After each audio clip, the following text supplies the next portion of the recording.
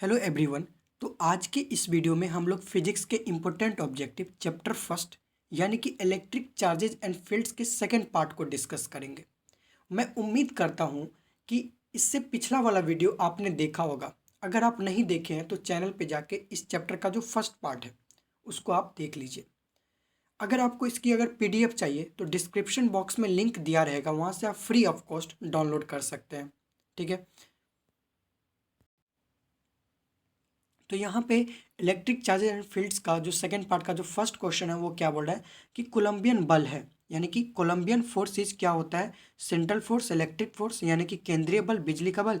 तो यहाँ पे क्या हो जाएगा, बोथ ए एंड बी हो जाएगा। तो फर्स्ट का जो करेक्ट ऑप्शन जो होगा वो क्या हो जाएगा, सी हो जाएगा। ठीक है, अब हम लोग क्वेश्चन नंबर सेकंड पे मूव करते हैं। तो क्वेश्चन नंबर सेकंड यहाँ पे क्या बोल रहा है, एक से हाँ, क्वेश्चन नंबर सेकंड यहाँ पे क्या बोल रहा है कि ए और बी एक दूसरे को आकर्षित करते हैं, बी और सी एक दूसरे को आकर्षित करते हैं। तो ए और सी एक दूसरे को यहाँ पे आप ना आकर्षित करते हैं, इसको काट लेना। क्वेश्चन क्या है, यहीं तक है। ठीक है, इसको जो है आप लोग रफ कर लेना। ठीक है, तो यहाँ पे बोल रहा है कि ये ए और सी जो है एक दूसरे को क्या आकर्षित करेंगे, या फिर एक दूसरे को पीछे हटाना, या फिर एक दूसरे को आकर्षित नहीं करेंगे, या फिर अधिक जानकारी की आवश्यकता है।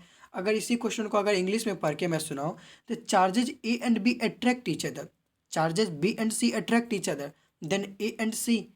यहाँ पे क्या होगा, देखिए इस क्वेश्चन को ना मैं आपको समझा देता हूँ ताकि आप एग्जाम में क्वेश्चन मत करना, गलती नहीं करना। क्या हो सकता है कि अगर एग्जामिनर हो सकता है यहाँ पे आपको चार्ज का उलट फेर कर दे, तो फिर आप ये याद करके जाओगे तो फिर दिक्कत हो जाएगा ना। तो इसको मैं समझा देता हूँ थोड़ा सा डिटेल में। देखो क्या बोले यहाँ पे कि ए और बी एक दूसरे को आकर्षित करते हैं। ठीक है, हमने यहाँ पे क्या किया, कोई ए चार्ज ले लिया और बी चार्ज ले लिया, और ये आकर्षित कब करेंगे, जब यहाँ पे एक पॉजिटिव होगा एक नेगेटिव होगा, तभी ये आपस में आकर्षित करेंगे।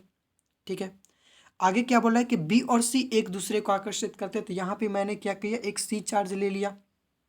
ठीक है, अब ये क्या कर रहे हैं, एक दूसरे को आकर्षित कर रहे हैं। तो ये निगेटिव था तो ये पॉजिटिव होना जरूरी है। अब आगे क्वेश्चन क्या बोला है कि ए और सी एक दूसरे को क्या करते हैं, ये आकर्षित करते हैं। इसको तो काट लेना है आपको। ठीक है, जब भी आप पीडीएफ निकालोगे तो इसको काट लेना को पेन से। तो ए और सी एक दूसरे को क्या करेंगे, तो आप खुद बताइए, ए और सी क्या करेंगे, अट्रैक्ट करेंगे या रिपेल करेंगे। तो वो क्या करेंगे, रिपेल करेंगे ना, यानी पीछे हटाएगा एक दूसरे को, क्योंकि पॉजिटिव पॉजिटिव क्या होता है, हमेशा रिपेल करता है। तो इस तरीके से जो इसका जो करेक्ट ऑप्शन जो होगा वो क्या हो जाएगा, रिपेल ईच अदर, यानी कि एक दूसरे को पीछे हटाना। तो सेकंड का जो करेक्ट ऑप्शन जो होगा वो क्या हो जाएगा, बी हो जाएगा। मुझे उम्मीद है कि आपने समझ गया होगा। तो अगर एग्जामिनर हो सकता है कहीं पे आपको उलटफेर कर दे चार्जेस में, तो आप इस क्वेश्चन को सही करके आओगे। क्वेश्चन नंबर थर्ड पे यहाँ पे मूव करते हैं। तो क्वेश्चन नंबर थर्ड यहाँ पे क्या बोल रहा है कि किसी निकाय पर शुल्क के रूप में लिखा जाता है Q इक्वल टू एनी, जिसका ई बराबर 1.6 10 के पावर -19 कूलम है यहाँ पे। तो एन का मान कितना होगा, तो एन का जो मान होगा वहाँ पे क्या हो जाएगा, ये यानी कि 0 भी हो सकता है, +1 भी हो सकता है, +2 भी हो सकता है, इस तरीके से -1 -2 -3 भी हो सकता है। यानी कि the charges on a body is written as Q equal to any whose e equal to 1.6 into 10⁻⁻19 coulomb. तो इसका जो करेक्ट ऑप्शन होगा वो क्या हो जाएगा, बी हो जाएगा।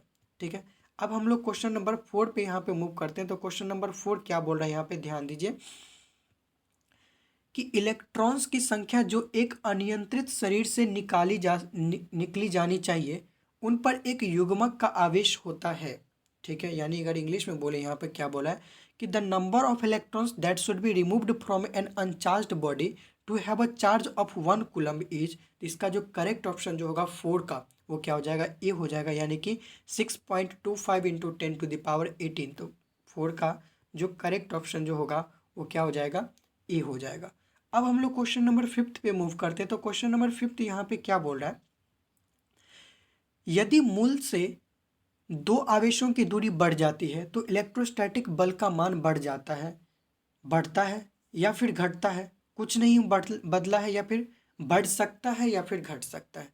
ठीक है, तो यहाँ पे क्या बोला कि if distance of two charges from origin is increase then the value of electrostatic force क्या होगा, यहाँ पे इंक्रीजेज, डिक्रीजेज, रिमेन्स अनचेंज्ड, या फिर में इंक्रीज और डिक्रीज।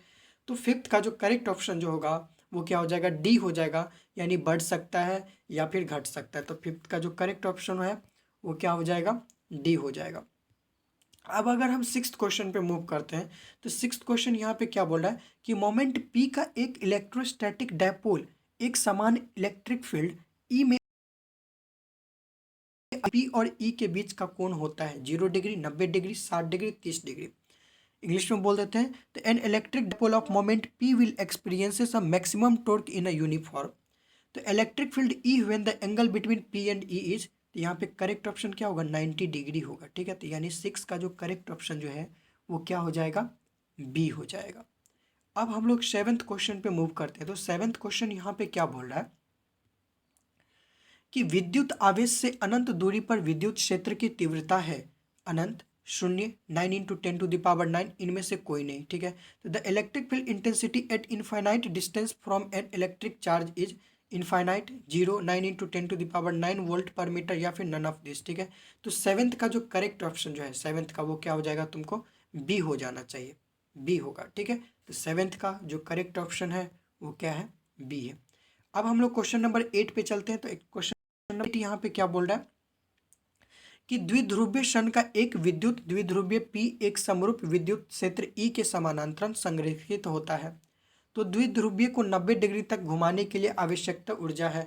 ये क्वेश्चन देखो कितना लंबा चौड़ा लग रहा है, बट इसका आंसर काफ़ी इजी होता है। तो इसका जो करेक्ट ऑप्शन जो होगा 8 का वो क्या हो जाएगा, सी होगा। और हाँ, ये सब क्वेश्चन बहुत इंपॉर्टेंट है क्योंकि 17 और 18 में 2017-2018 में अच्छे अच्छे स्टूडेंट्स की हालत ख़राब हो गई थी एक क्वेश्चन पेपर देख के। तो मैं ये नहीं चाहता हूँ कि आप लोग जब एग्ज़ाम हॉल में बैठो तो वहाँ पे आप लोग पछताए कि ये सारे ऑब्जेक्टिव तो मैंने कहीं पढ़ा ही नहीं था। अगर वो हाई लेवल पे जाते हैं तो वो ये ऑब्जेक्टिव पूछेंगे, इससे बाहर नहीं पूछेंगे। ठीक है, अब हम लोग क्वेश्चन नंबर 9 पे मूव करते हैं। तो क्वेश्चन नंबर 9 यहाँ पे क्या बोल रहा है कि जब हवा को बल के एक द्वंद्वात्मक माध्यम से बदल दिया जाता है तो दो आवेशों के बीच आकर्षण की अधिकतम शक्ति एक दूसरे से अलग हो जाती है। के समय कम करे, के समय बढ़ाए, कुछ नहीं बदला, या फिर 1/k² गुना हो जाता है। यानी when air is replaced by dielectric medium of force constant के, the maximum force of attraction between two charges separated by a distance. तो इसका जो करेक्ट ऑप्शन जो होगा 9 का वो क्या हो जाएगा, ए हो जाएगा, यानी कि डिक्रीजेज के टाइम्स। तो 9 का जो करेक्ट ऑप्शन है वो क्या हो जाएगा, ए हो जाएगा। ठीक है, अब हम लोग क्वेश्चन नंबर 10 पे मूव करते हैं। तो क्वेश्चन नंबर 10 यहाँ पे क्या बोल रहा है कि एक आवेश Q त्रिज्या R एक गॉसियन गोलाकार सतह से घिरा हुआ है। यदि त्रिज्या दोगुनी है तो बाहरी विद्युत प्रवाह होगा।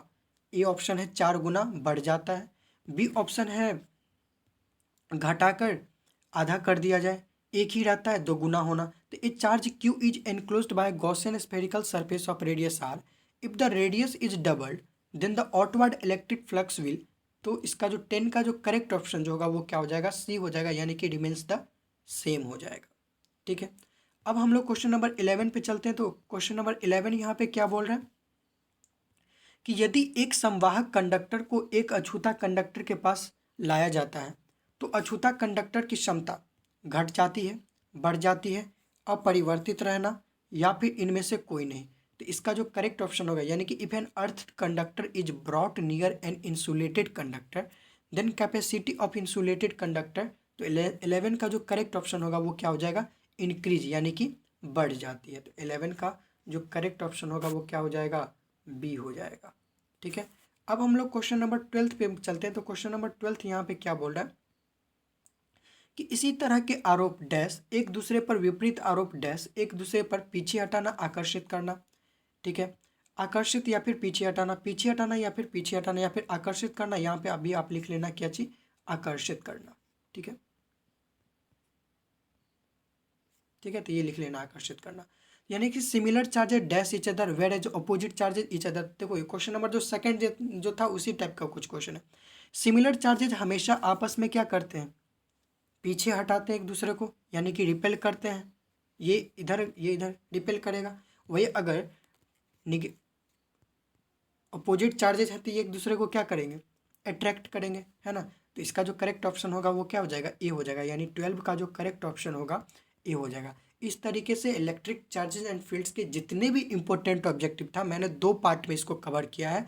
मैं आपसे उम्मीद करता हूँ कि प्लीज़ आप उस वीडियो को जाके देख लीजिए। और हाँ, अगर आपको PDF लिंक चाहिए, PDF चाहिए इसकी, तो डिस्क्रिप्शन बॉक्स में लिंक दिया रहेगा, वहाँ से जाके आप डाउनलोड कर सकते हैं।